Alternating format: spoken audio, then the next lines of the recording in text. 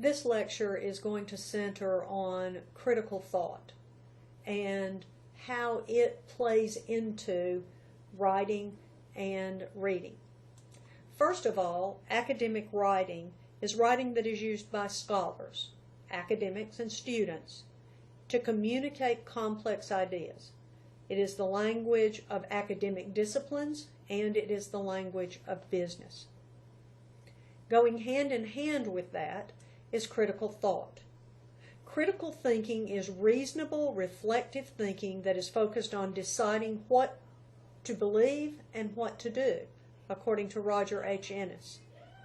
Notice that you can find other information about critical thinking at the website criticalthinking.com.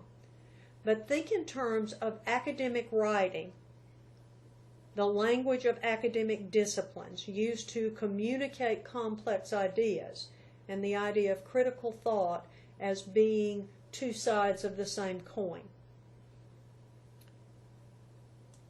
Critical reading, according to Kip Wheeler, is something that is very different from reading that is done simply to extract information, to find the answer to a fill-in-the-blank. Two types of reading. The act of reading to extract information and reading critically, according to Wheeler, are vastly different, and I tend to agree. In the article Critical Reading of an Essay's Argument, Kip Wheeler points out some distinct differences. There are different goals, different types of discipline, different types of mental activity, different results, and different degrees of understanding. And there is the need for me to correct an error here because my subject and verb don't agree. It should be Kip Wheeler points out. Forgive me, and let's move forward.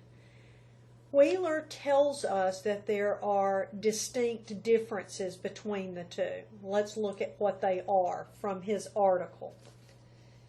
He says they are different goals. Critical reading determines the quality of the argument. Different types of discipline. Critical reading restates and expands the idea presented in an argument. Mental activity. The critical reader thinks about context, social, political, historical, personal, in order to interpret. There are different results. The critical reader reflects and thinks about what he or she has read and hopefully gains insight from that reading and that questioning. And finally, critical reading requires full understanding.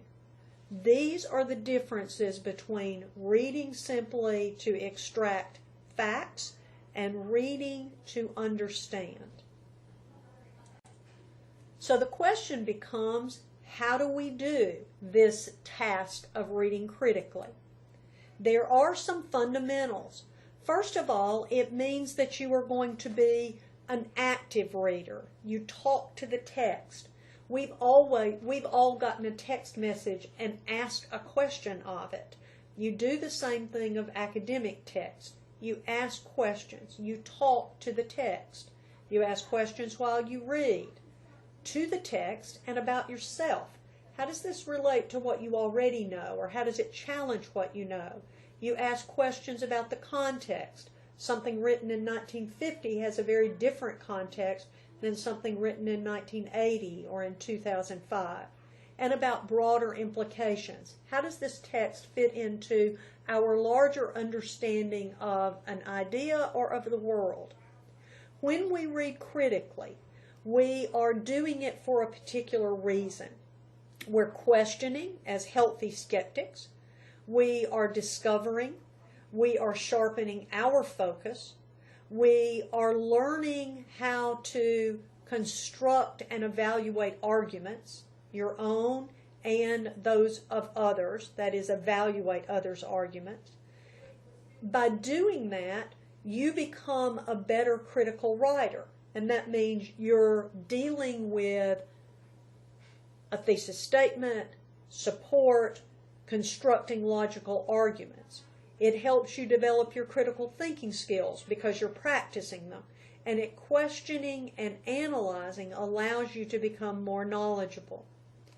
SQ3R is one way that you can approach reading.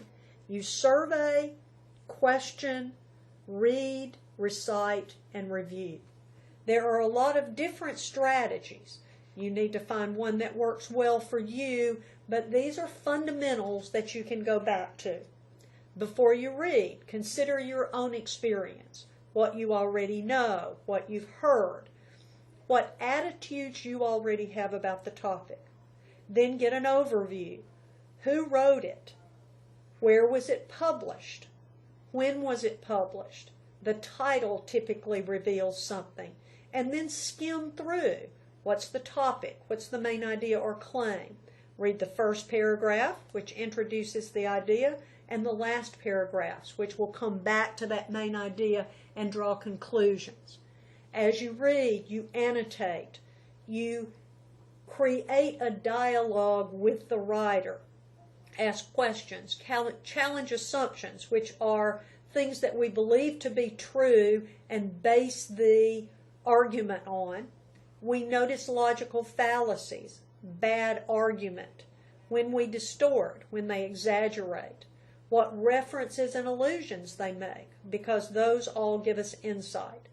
To annotate simply means you take notes, but in the margin. If you want to keep your book pristine, use Post-it notes. Stick them on the pages, make your annotations, and then you can pull them out. Make sure you put a page number so that you can go back to the information when you need to. And then after you read, you summarize. Summarizing, according to the Hacker Text, something we'll go back to in our next lecture, is the idea of showing that you understand what the writer said. Before you can analyze or evaluate, you have to understand. You have to understand the main idea. You have to be able to be objective, simply recount what the author said. Is it accurate enough that the author would say, oh yes, that is the main idea of my paper, or those were my key points? And it's thorough, including the main point and the key support that is necessary. When we analyze and evaluate, we question the assumptions. We consider who the audience is. Obviously, you don't know specifically, but you may be able to identify who the target is. We consider purpose, why they were writing, to inform, to speculate, to persuade. We consider the evidence they use, its quality, its amount. Is it reliable? Is it representative? Is it convincing? Is it logical? And we'll talk later about what makes for illogic, what are logical fallacies or bad logic. Is it persuasive? Does it address the opposition? A particularly important point. Academic writing doesn't simply focus on one side of the issue. It addresses the opposition as well. You can argue with the reading. You can ask questions, challenge it. You can use multiple perspectives to learn about the topic. What other group might have spoken to this issue? How does that compare to what this author says? So you compare and contrast. Compare how they're alike, contrast how they're different. You can deliberate about the readings, consider it, and respond to find your own position. You don't have to agree with everything someone says, but you do need to take it into account before you dismiss it. And then you come to your own conclusion based on critical, logical, rational evaluation of the argument. The next thing that I want you to do is to apply these skills, to consider what reading critically looks like. Now, if you look here on the left-hand side, you'll see that these same headings are at the top. Critical seeing and analysis of an ad. We're going to go to those. I'm going to introduce you to the topic, and I want you to think about it, and then I want you to come back and look at the information that's there to see what you think. After applying the critical thinking skills, questioning, responding. What do you see? We're going to look at seeing first. In this link, you see a copy of Pablo Picasso's painting Guernica. It was painted in 1937. The original hangs in a museum in Madrid, and the original painting is over 11 by 26 feet. I have it opened here so that you can see a larger image. Here are the things that I want you to consider. What do you see?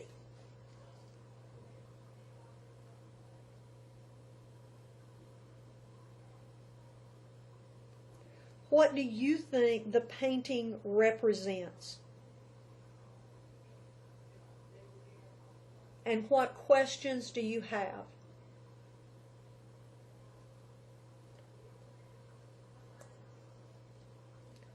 After you finish the lecture, had a chance to go back and look at this a little longer if you choose to, then I want you to go to the critical seeing page and see why Picasso painted this, what his intention was, and how you respond to that. Did you see what Picasso wanted you to see? The idea that he communicated. Now, I'm also going to tell you that there is a replica of Guernica that hangs in the United Nations. It's not a painting, but a tapestry. And in 2003, there was a press conference that was scheduled to be held in front of it, but the painting or the tapestry was covered by a curtain. That event was chronicled in the cover of the New Yorker magazine, and the curtain was pulled aside.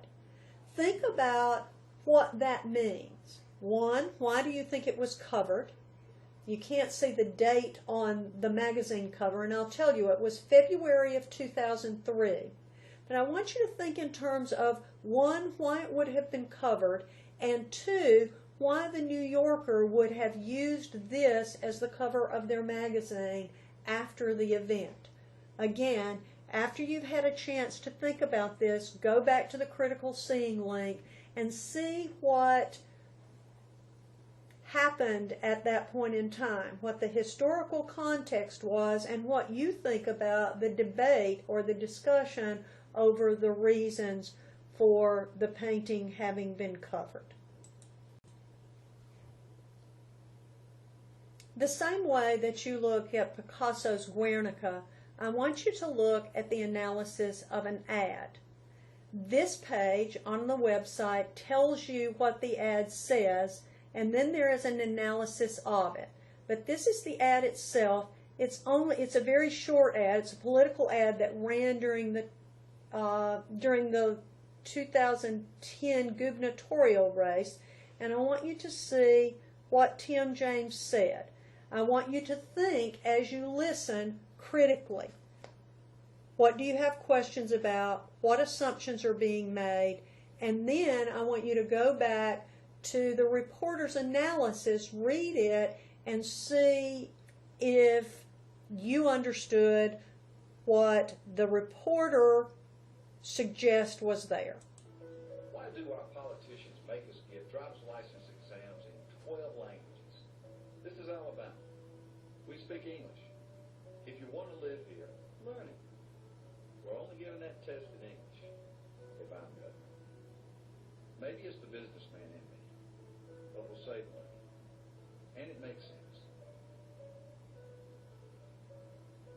Does it to you?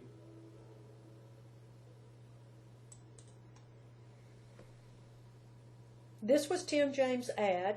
He was not successful in his bid for the gubernatorial position, but I want you to go back and think about what he said, and whether or not you agree or disagree, I want you to think of it from the perspective of a critical reader, a critical thinker. Critical thinking is the reasonable, reflective thinking that is focused on deciding what to believe and do.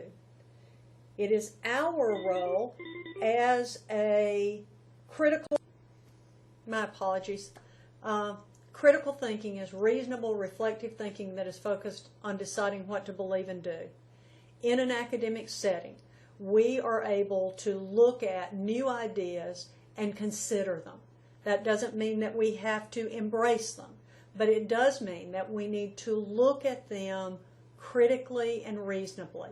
We need to apply this skill to whatever we read, wherever we are, in order to make decisions, whether it's about a gubernatorial candidate, what a painting means, or how we're going to approach a particular topic.